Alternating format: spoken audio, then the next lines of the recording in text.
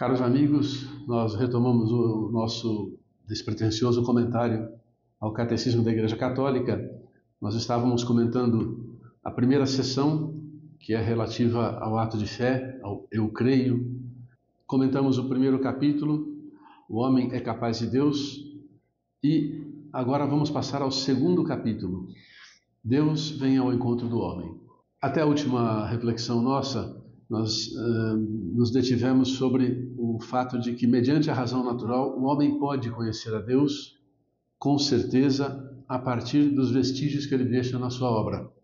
Deus deixa suas pegadas, deixa traços da sua existência e do seu poder criador, da sua onipotência, da sua providência nas coisas criadas. E nós, com a luz da razão natural, podemos conhecer isso. Mas existe uma outra ordem de conhecimento que o homem de modo algum pode atingir por forças próprias, que é a revelação divina. Aquilo que está marcado, que está deixado como traços, como vestígios na obra da criação, o homem pode conhecer pela simples razão, ainda que com dificuldade, porque depois do pecado original houve como que um embaçamento da razão, embora nós possamos, com exercícios da filosofia, do reto conhecer, da teoria do conhecimento, desobnubilar a razão e chegar ao conhecimento de verdades muito importantes, inclusive para a nossa existência e cumprimento da vocação humana na história. Mas a outra ordem de conhecimentos é a divina revelação. São coisas de Deus que nós não podemos conhecer sem que Ele compartilhe conosco os seus segredos, os seus mistérios. E, portanto, essa parte de conhecimento de Deus é chamada revelação divina. Deus desvela os seus segredos, abre o seu coração a nós e nos dá a conhecer tudo aquilo que é necessário para a nossa salvação. Por uma decisão totalmente livre, diz o Catecismo, Deus se revela e se doa ao homem. E é interessante notar que aqui são os dois verbos que indicam a força da revelação de Deus. Deus se revela e se doa. Deus não quer simplesmente que nós conheçamos, façamos um ato intelectual de conhecimento dele, mas quer que nós entremos na sua familiaridade, na sua intimidade. Ele se doa a nós. Ele se oferece em dom, né? E Deus o faz revelando o seu mistério, revelando o seu projeto benevolente, que Ele concebeu desde toda a eternidade em Cristo, em prol de todos os homens. Veja, a bondade, a misericórdia, o amor de Deus se manifesta não só a partir de um determinado momento, se pode falar assim, em Deus e da eternidade, mas desde a eternidade, desde antes da criação do mundo, ou numa expressão das Escrituras, desde antes da fundação do mundo, Deus nos amou, Deus nos quis, Deus pensou em nós, em cada um de nós, por amor, e pensou também em cada um de nós, querendo revelar a sua intimidade a cada um de nós no curso da nossa história. Deus revela e concebe desde toda a eternidade esse plano de revelação em favor nosso e em favor de todos os homens. E essa revelação se dá plenamente em Cristo. Diz o Catecismo, Deus revela plenamente o seu projeto enviando o seu Filho bem-amado, nosso Senhor Jesus Cristo e o Espírito Santo. Então, nas festas da encarnação, nas festas pascais, né? Na festa da Páscoa, na festa da Ascensão do Senhor, na festa de Pentecostes e da Santíssima Trindade, nós temos como que um conjunto de momentos importantes da revelação de Deus celebrada na liturgia católica, né? E é muito importante acompanhar a liturgia para aprender o que Deus quer que nós saibamos dele. Então, é uma revelação profundamente trinitária. O Pai revela as coisas pelo Filho no Espírito Santo. E o Espírito Santo nos dá a conhecer interiormente aquilo que Jesus pregou, ensinou por meio de palavras e de gestos. Então Deus quer que nós conheçamos com intimidade. E aqui a palavra conhecer deve ser entendida como o seu uso nas Escrituras. A palavra conhecer é usada nas Escrituras muitas vezes para falar da relação íntima entre o esposo e a esposa, a relação conjugal. É uma intimidade em que um se dá ao outro. Na revelação da aliança que Deus faz com os homens por meio de Jesus Cristo, há um conhecimento dessa ordem, analogamente considerado como uma troca de intimidade. Deus se dá, abre a sua intimidade para nós e nós nos apropriamos da intimidade de Deus entregando a nossa intimidade. Aliás, dizia Santo Agostinho que Deus está mais dentro de nós do que nós próprios. E é muito bonito lembrar essa intuição agostiniana para perceber que Deus se antecipou em tudo a nós. Ele criou em nós um coração capaz de amá-lo, como já se dizia antes, um intelecto capaz de conhecê-lo e uma vontade capaz de abraçá-lo. Nós pertencemos ao Senhor e só deixamos de pertencer se queremos nós. O artigo 1º desse capítulo tem por título A Revelação de Deus. E a primeira epígrafe é: Deus revela o seu projeto benevolente. O projeto de Deus é sempre benevolente. Benevolente significa daquele que quer bem. Querer bem é amor, amar. Deus revela o seu projeto de amor, de um amor que quer bem e quer todo o nosso bem. Citando o Concílio Vaticano II, a Constituição Dogmática sobre a Divina Revelação, o Catecismo diz: aprove a Deus, em sua bondade e sabedoria, revelar-se a si mesmo e tornar conhecido o mistério de sua vontade, pelo qual os homens, por intermédio de Cristo, Verbo feito carne, no Espírito Santo, têm acesso ao Pai e se tornam participantes da natureza divina. É bonito esse parágrafo, muito denso, muito carregado de verdades que tocam profundamente a nossa vida e nosso coração. Veja, em primeiro lugar, aprove a Deus. A revelação é fruto da absoluta liberdade de Deus. Por que Deus se revelou? Porque lhe agradou fazer isso. Deus tem prazer em se revelar a nós. Aprove é o passado de prazer, de agradar. Aprove a Deus, em sua bondade e sabedoria, revelar-se a si mesmo e tornar conhecido o mistério de sua vontade. Então, Deus gosta, Deus teve vontade, teve o desejo e ardeu desse desejo por toda a eternidade até que a criação fosse feita, e Ele quis revelar o mistério da sua vontade. Qual é a sua vontade?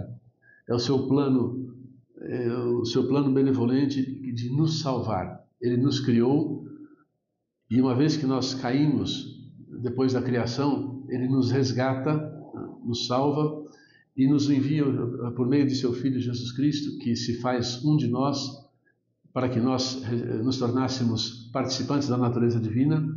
E por meio do Espírito Santo enviado aos apóstolos em Pentecostes, Deus nos santifica e nos envia como evangelizadores, como mensageiros da Boa Nova, como coedificadores do reino de Deus. É por intermédio de Cristo, Verbo feito carne, no Espírito Santo, que nós temos acesso ao Pai. É por intermédio deles que nós nos tornamos participantes da natureza divina. Então é muito bonito pensar que a família trinitária, que o Deus de amor pensou em nós desde toda a eternidade, e Deus tem um plano de amor para cada um de nós, mas também para nós no nosso conjunto, como comunidade, como família de Deus. É importante que haja um compromisso pessoal, individual também, se quisermos dizer assim, mas pessoal é mais interessante porque a palavra pessoal indica relação com outras pessoas. É muito bonito saber que Deus se preocupa com cada um de nós, com as nossas coisas pequenas. Alguns filósofos antigos diziam que Deus sublunaria non curat. Deus não se ocupa das coisas debaixo da lua. Ele criou o mundo e o abandonou a si mesmo. Não, nosso Deus não é esse Deus. Essa imagem de Deus não corresponde ao que Deus fala de si mesmo na Divina Revelação. Ele se preocupa com as minúcias da nossa existência. E se preocupa de tal modo que Ele quer que cada um de nós seja capaz de se relacionar com Ele dentro de uma comunidade chamada Igreja, a Assembleia Santa, aquela comunidade dos seus filhos que Ele reúne em cada Eucaristia que nós celebramos, que Ele reúne por amor. Então, Deus, Pai, Filho e Espírito Santo, é o Deus unitrino que nos salva e se preocupa com nós, conosco, um a um, pessoalmente, mas que nos quer como família. Assim como Ele é o Deus unitrino, nos quer como família, pessoa na Igreja. Pessoa na Igreja. Segue o Catecismo. O texto agora cita um versículo, uma expressão muito interessante, de São Paulo na carta a Timóteo, na primeira carta a Timóteo, capítulo 6, versículo 16.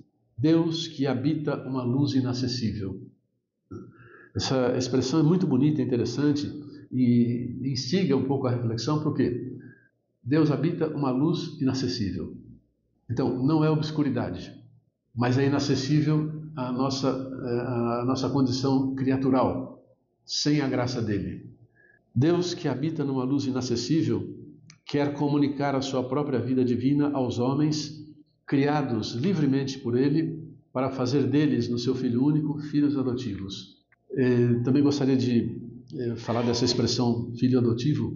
Muitas pessoas contestam, até alguns teólogos contestam a expressão paulina, adoção filial, filho adotivo, dizendo que nós somos filhos e basta, simplesmente isso. Mas é bonito lembrar que adotivo é o filho por escolha. Deus faz uma opção por elevar a nossa condição de meras criaturas à condição de filhos dele, de participação da sua intimidade. Então, Deus não cometeria nenhuma injustiça se nos tivesse deixado na condição de servos e de criaturas.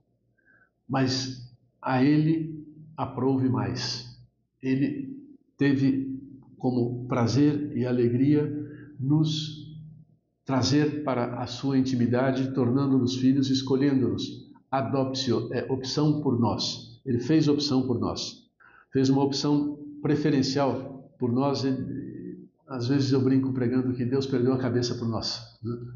Ele nos amou tanto que, para nos levar à nossa condição de filhos de Deus, de filhos seus, ele mandou o seu Filho eterno, o Filho unigênito, Jesus Cristo, aliás, o Verbo eterno do Pai, a se encarnar no ventre da bem-aventurada Virgem Maria, levando o nome de Jesus, que foi conhecido como Cristo.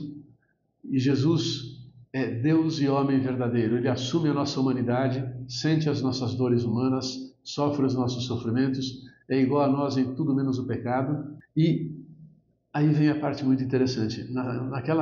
Naquele episódio da ceia do Senhor, Jesus se amarra um lençol, uma toalha ao redor da cintura e lava os pés dos discípulos e os beija. Deus se faz servo das suas criaturas. Deus se torna servidor. Ele como que se prostra diante da humanidade decaída dos discípulos que ele quer resgatar. Ao contrário de outras expressões de deuses pagãos, Deus não quer ser aplacado na sua ira. Deus quer ser amado pelas criaturas, as quais ele, na pessoa do Verbo, do Filho de Deus humanado, ele pede de volta o amor que nós lhe negamos. O amor negado pelo pecado, Jesus suplica de joelhos diante dos apóstolos e depois se dá e se oferece na Eucaristia, no pão vivo como pão vivo descido dos céus, se oferece no alto da cruz para que nós o acolhamos na sua casa. É muito bonito perceber isso. Deus perdeu a cabeça por nós. Deus nos criou para ele. A única criatura saída das mãos de Deus que ele fez por tão grande amor para ele, para se relacionar com ele, somos nós, que temos uma cintila da inteligência, do intelecto divino, né? da capacidade de Deus de se relacionar conosco, né? Temos uma cintila de Deus em nosso coração que nos dá o dom da imortalidade e nos dá a possibilidade de nos relacionarmos com ele, né? A imortalidade da alma e a sua capacidade de se relacionar com os seres espirituais, como os anjos, e com o puro espírito como Deus, nos aproxima muito dele e nos torna capazes de ter um relacionamento de intimidade com ele. Mas isso é pura graça, por graça mesmo. O texto do Catecismo ainda continua.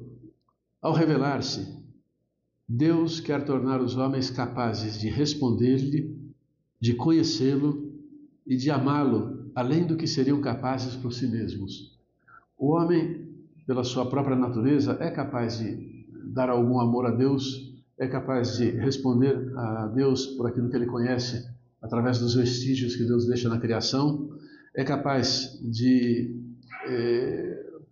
responder a algum apelo de Deus dado na história da salvação, Mas Deus quer mais. Deus quer que os homens sejam capazes de responder, conhecer e amar a Ele muito além do que seriam capazes por conta própria. O projeto divino da revelação realiza-se ao mesmo tempo por ações e por palavras intimamente ligadas entre si e que se iluminam mutuamente. Em algumas expressões religiosas, a revelação, ou a pretensa revelação, é tratada como se Deus mandasse um anjo trazer um livro já escrito, ou bem compilado, ou pelo menos um anjo que viesse como que para ditar aqueles conhecimentos que Ele quer que os homens tenham, para não desagradá-lo muito. Então, a nossa revelação cristã não se dá desse modo. Nós não pretendemos que o que nós aprendemos de Deus seja como que uma espécie de manual caído dos céus, já pronto, já acabado. Não. A revelação de Deus é um conjunto de obras e de palavras, conjunto de ações e palavras intimamente ligadas entre si e que se iluminam mutuamente, que foram sendo vividas, reveladas, que foram sendo se articulando ao longo de uma história bastante longa, né? Bastante longa, desde o princípio da criação, depois passando pela aliança de Noé, aliança cósmica, passando depois pela aliança com Abraão, que deu início ao povo de Deus. Todas essas ações foram paulatinamente, pouco a pouco, mostrando quem é o nosso Deus, do que Ele é capaz e do que Ele deseja para nós. E essas palavras e ações que são dadas a conhecer ao homem ao longo da sua história, elas devem nos fazer refletir e nos ajudam a compreender a divina revelação como uma partilha da intimidade de Deus. Esse projeto de Deus comporta uma pedagogia divina peculiar. Deus comunica-se gradualmente com o homem e prepara-o por etapas a acolher a revelação sobrenatural que faz de si mesmo e que vai culminar com na pessoa e na missão do Verbo encarnado, Jesus Cristo. É bonito, pedagogia de Deus. Quer dizer, Deus se revela pouco a pouco, paulatinamente, passo a passo. Por quê? Porque Deus nos ama e Ele conhece os nossos limites, conhece as nossas limitações pessoais, mas também os limites que se manifestam nas culturas, né? Os limites culturais que nos incapacitam de acolher num determinado tempo, numa determinada época, num determinado ambiente cultural, de acolher a plenitude da revelação. Então, o que Deus vai fazendo com a sua providência sapientíssima é conduzir os homens ao conhecimento paulatino do seu amor, da sua bondade, dos seus projetos para nós, através dos mandamentos, que depois são retomados como mandamentos de amor, através da sua presença no meio do povo, às vezes por sinais incompreensíveis na hora, mas Deus vai se dando a conhecer pouco a pouco. Um exemplo disso é a diferença, por exemplo, entre os fariseus e os saduceus. No princípio da revelação, não era claro para os judeus, sobretudo para a tradição sacerdotal, que havia uma ressurreição da carne. Esse conceito de ressurreição veio aparecer poucos séculos antes da plena revelação em Cristo. Os sacerdotes do templo, ao contrário dos fariseus, não acreditavam na ressurreição. Isso foi até causa de uma altercação entre os fariseus e os saduceus, quando São Paulo disse que estava sendo acusado de cometer um delito por pregar a ressurreição da carne.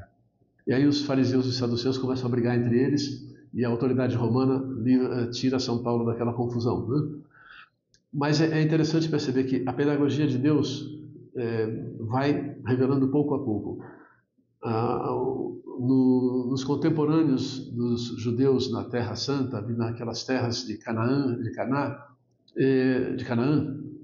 havia uma prevalência da fé na reencarnação, ou de outras formas de sobrevivência da alma.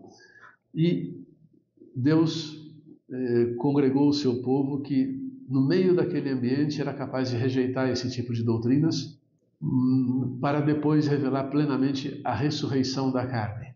Isso aconteceu ao longo de séculos, né? Ao longo de séculos.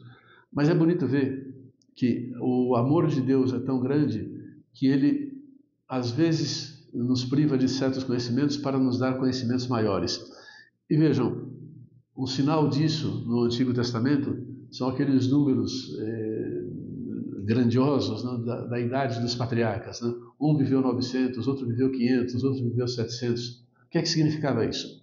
Como não havia ideia de imortalidade da alma, nem de ressurreição entre os judeus, qual era o modo de mostrar que aquele povo, que aquele homem, que aquela mulher eram pessoas muito abençoadas por Deus?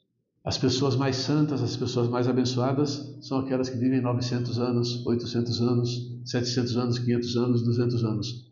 Então, esses números das Escrituras, no Antigo Testamento, não representam tanto a idade cronológica, mas a intensidade da bênção de Deus que é derramada sobre as pessoas que têm fé no Deus vivo e verdadeiro. Santo Irineu de Leão fala repetidas vezes desta pedagogia divina sob a imagem da familiaridade mútua entre Deus e os homens. Ele fala de um modo até que pode soar engraçado para nós, né? O Verbo de Deus habitou no homem e se fez filho do homem para acostumar o homem a apreender a Deus. Mas depois, por converso, diz assim: e acostumar Deus a habitar no homem segundo o beneplácito do Pai. Então Deus também se acostuma a habitar em nós, diz Santo Irineu, na medida em que nós nos acostumamos a abraçar Deus. Nós concluímos essa epígrafe de Deus que se revela por seu projeto benevolente e passamos a uma segunda epígrafe sobre as etapas da revelação. Desde a origem, Deus se dá a conhecer. É o número 54 do Catecismo da Igreja Católica. Criando pelo Verbo o universo todo e conservando, Deus proporciona aos homens, nas coisas criadas, um permanente testemunho de si. E além disso, no intuito de abrir caminho de uma salvação superior, manifestou-se a si mesmo desde os primórdios a nossos primeiros pais.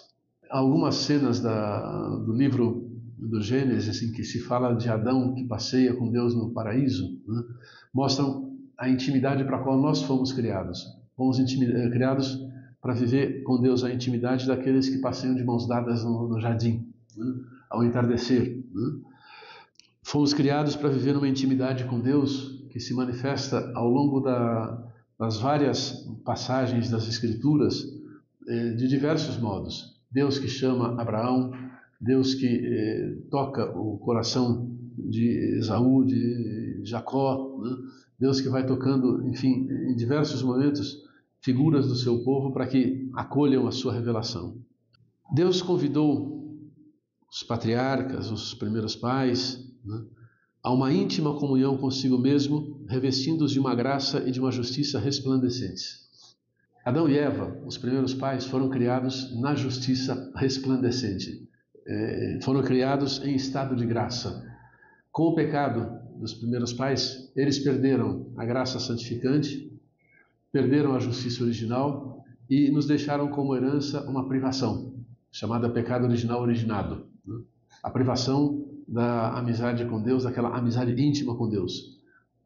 Vejam, é uma privação porque nós perdemos a capacidade de descobrir, de amar a Deus como naquela intimidade inicial. Mas Deus não se cansou de nos procurar. Essa revelação não foi interrompida pelo pecado dos nossos primeiros pais.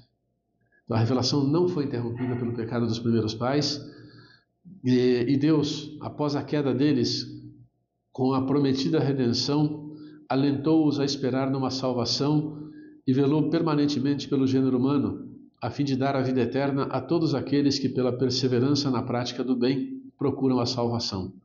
Esse texto é tirado da Constituição Dogmática Dei Verbum, do Concílio Vaticano II, número 3. E nos mostra que Deus não se cansa de nos revelar, de nos procurar. Ele não desiste de nós. Deus é teimoso, digamos assim, com uma palavra não muito elegante para falar de Deus, mas Deus é teimoso, né? Deus quer nos salvar, Ele quer vir ao nosso encontro, mas Ele sempre pede licença para entrar na nossa vida. Deus é gentil e cavalheiro, mas não se cansa de tentar entrar na nossa vida. Após a queda dos primeiros pais, ele prometeu a redenção. No capítulo 3º do livro do Gênesis fala do próprio Evangelho. Deus promete a redenção e que a serpente antiga seria derrotada pela descendência da mulher.